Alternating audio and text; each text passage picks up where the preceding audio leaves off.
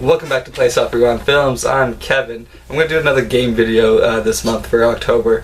So I went to a few different locations this time. I went to the flea market, I went to 4J's, and I went to the Goodwill, which is, you guys all know, it's my normal spot.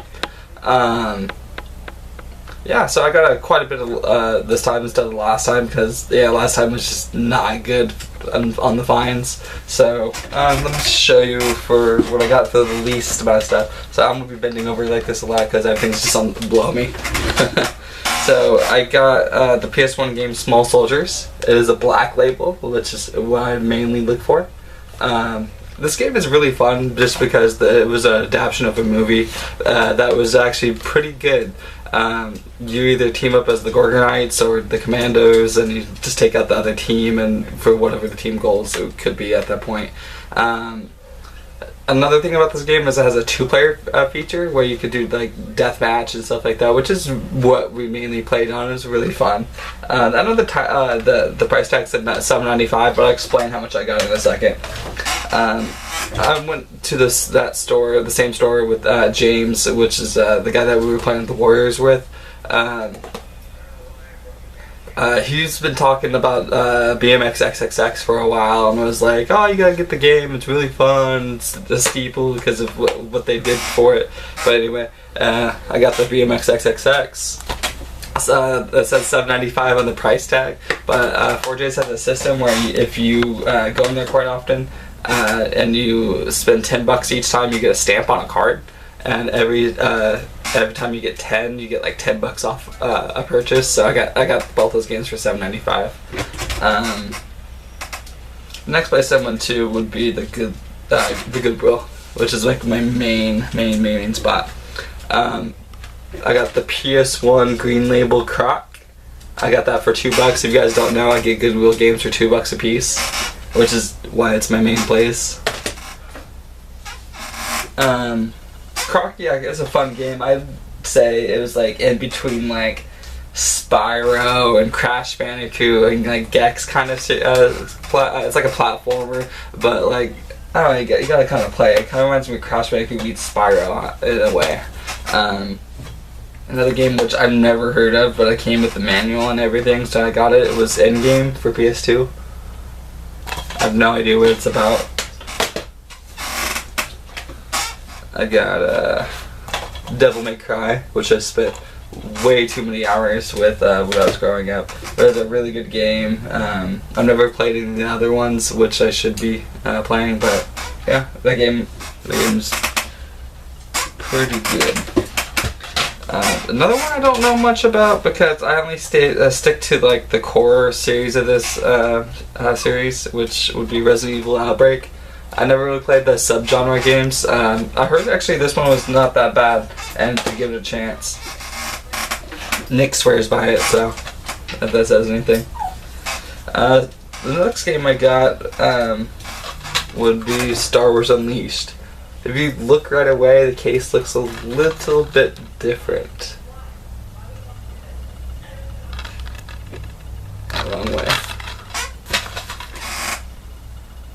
It's because it's a Hollywood video rental, which is a little cooler in my book, just because hey, we rented these games. It was fun to do. Okay, now the Xbox section of the Goodwill games would be Terminator 3 Rise of the Machines, which I don't know if it's good or not because I never played it. Doesn't even have the manual. We also got Resident Evil 21. I played a little bit of it and it looked pretty horrible, but most wrestling games are. Dance Dance Revolution Ultra Mix, which also comes with the manual. 007 Nightfire. I have no idea. I wasn't an Xbox guy, and I'm pretty sure it was on both systems, but I have no idea. Tony Hawk's Project 8. I stopped playing the Tony Hawk series after Thug, after Underground 1, so I have no idea about the Tony Hawk Project. 50 Cent Bulletproof. Didn't even know they made this game. I guess 50 Cent wanted his own Grand Theft Auto. I don't know. I don't have no idea what that is. I didn't think he was really that popular. Scarface: The World Is Yours, which is a really, really fun game. I have it on PS2. Been playing it for a little bit. You start off at Al Pacino, and you basically start off right when the movie takes off, leaves off, whatever, and you lose everything you got, and you have to like work back for it. So it's pretty fun. I got this game because I thought I would be able to flip it, but after some research, I realized that they had it for the Xbox digital, like they give free games every month, so this game's pretty much worthless. I got it for $2 though. It's Sunset Overdrive. It's unopened. It still has the plastic on it. I don't have an Xbox One. And then I got an Xbox 360 game. It's Splinter Cell Double Agent. Don't have a 360. So far we've been doing pretty good. So let's move on to the flea market finds I did. So we're gonna start off with the PS1 selection. I got quite a bit of PlayStation 1 games for pretty cheap. So I got Pro Skater 1 Black Label. And I got NFL Game Day 98. So I got these from the same seller. Basically what I go in there with, I like to have like a lot of 1s, a lot of 5s, mainly 1s. And then I try to act like I'm broke. So I got both those games for $8 together. Both of them free. So I got each for $4, which is a really good deal, I believe. The game day, not so much. It's probably a little pricey, but turning out first grader, I would have paid $10 for it alone. Then from a different seller, I got Frogger on the PS1 Green Label.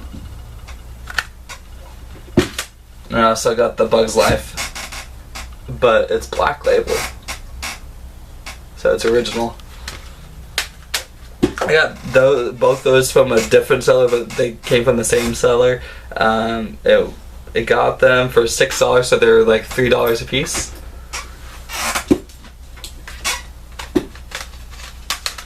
And then, okay, so before I even start this story, I gotta start it off with this other story. So I got all this from one seller. It's a pretty fucking good deal. So I was walking through the flea market, and I wasn't really noticing anything in that section that we were at. And then Tori points out a Game Boy, original Game Boy. So I was like, oh, that's so awesome. So I look at it. It's pretty awesome. It's he wanted it for $25, and I kind of give him the look that I don't want to spend $25. So he brings it down $10 to $15, which is a really good deal. And I didn't notice it came with the game in the back, so it came with Home Alone 2. And then I saw another Game Boy game on his in his booth, and I was like, oh yeah, I'll take that one too. In your face. He gave it to me for $1. And then he was asking me like if I liked video games and stuff like that. And I was like, well, I'm mainly into the older stuff. So he brings me to the back of his van, and he was like, oh, there's a bunch of more games back here. You want to take a look at them? I was like, of course I would. So he lets me look through it, and inside there was a Matt Hoffman's Puro BMX Black Label.